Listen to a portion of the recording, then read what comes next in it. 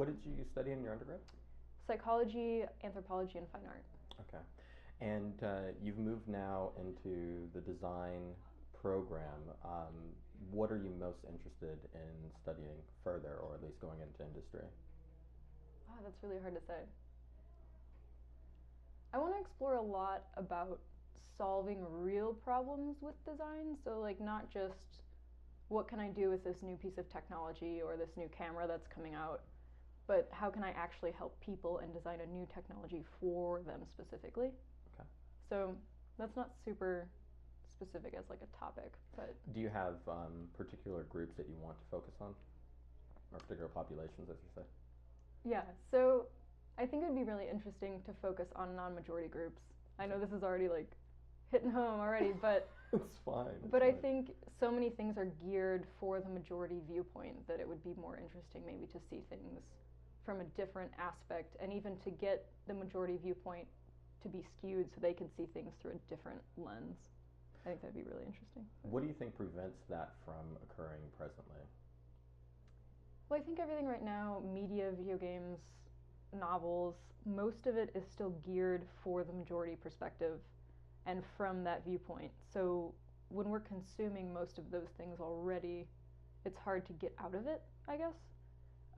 I think internet is like helping that, so you have a lot more things like via Twitter and stuff like that, where you can start to see what other people think from their own perspectives. But we still have a long way to go. Within our program, within the school at large, what or where do you feel that we are succeeding in, I guess, shifting the needle away from the majority viewpoint, and where do you feel that we're failing or we could do better? I'm not super sure that school addresses it all that much, of like talking about viewpoint specifically. So we have a couple of projects like design for the unexotic underclass. Think of someone who isn't you. Don't just design for like middle class, somewhat wealthy, like students, that kind of thing, which is great. But it doesn't get into the nitty gritty of like the terms and the research behind it. I don't know. And even like the AI trainings where we have to talk about diversity and these kinds of things. I think it starts to get there, but it's already prefaced in this kind of situated context that it's people are being forced to go there. And so they're already like, I don't want to do this, this is boring, this is dumb. And it's like, no, this really does have a lot of value. But you're just coming into it already with this bias that it's kind of rough to get it across. Would you say would be better ways to present it? Ooh, I don't know. I wish it could just be mixed in with all the coursework. As like we just try and take a new viewpoint on different coursework so that people can almost start to, not subconsciously, what would be the word? Like more subtly understand these things, and then maybe there's some small point where you actually talk about terminology and all this other stuff, but they're already on board with it. Mm. So that would require a larger commitment, Yeah, a systematic commitment. a huge systematic commitment. Okay. Whole changes. Yeah.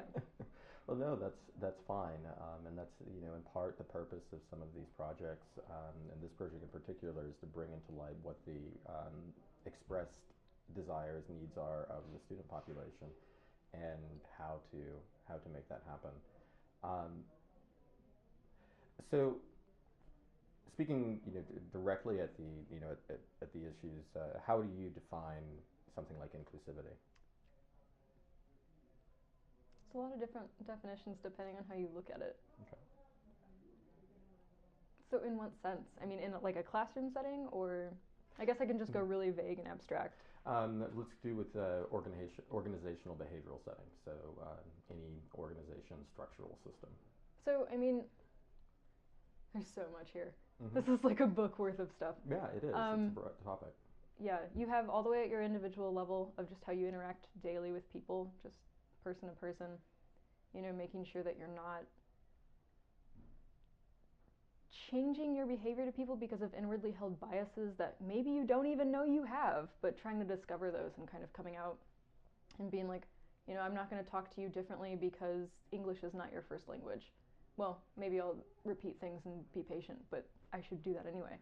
I'm not going to look at my watch every single time that you're talking to show that I don't value what you have to say. But so, I mean, going up the ladder again in this organizational space is don't try and bar those people from getting jobs or from getting raises. Pay them equally for the same work. Um, I don't know. I think it still starts with the individual and just having attention to all of these things so that you can kind of have a whole system change. But does that kind of answer it, I guess? I don't know. There's a lot there to unpack. It is. It is. It's. Where do you even begin? David Hacken talks about thick ethical descriptions, and that you have these disparate cultural groups that are going to have, I guess, ethical constructs of what is true, what is right for them. And when you get into an organization where you have tried to cultivate diversity, part of the challenge of inclusivity is that you have a clash of these thick ethical descriptions. Where have you personally seen clashes here at SOIC? Ooh.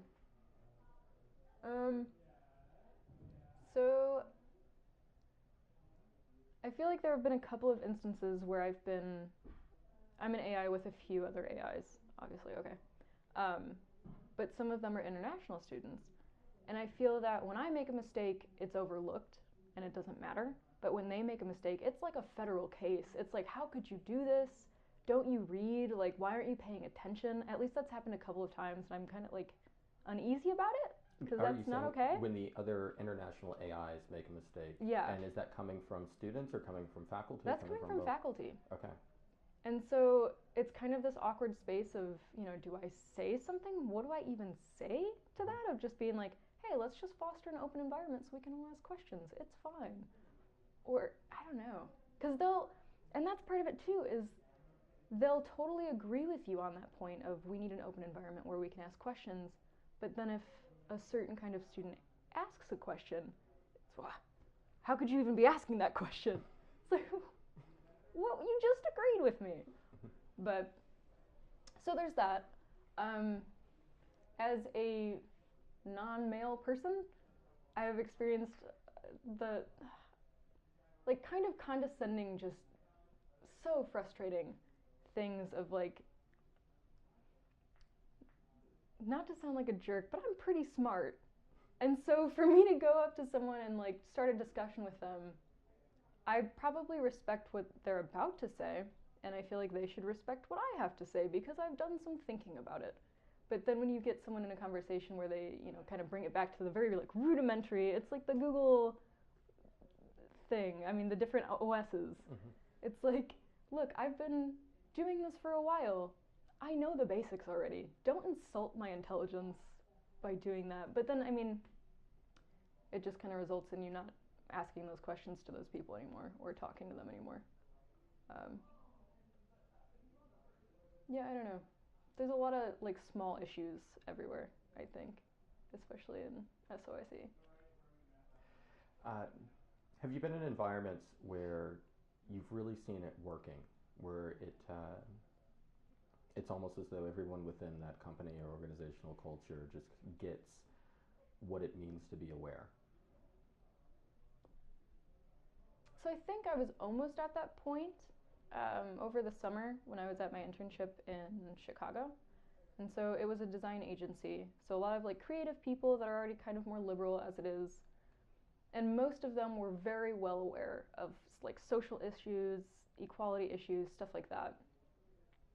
Even they would occasionally have moments of lapses, like, it happens, but I don't know, like, for instance, there was this one, we were working on, like, a user journey, and we had two different users, a man and a woman, and of course, all the women's stuff had to be pink.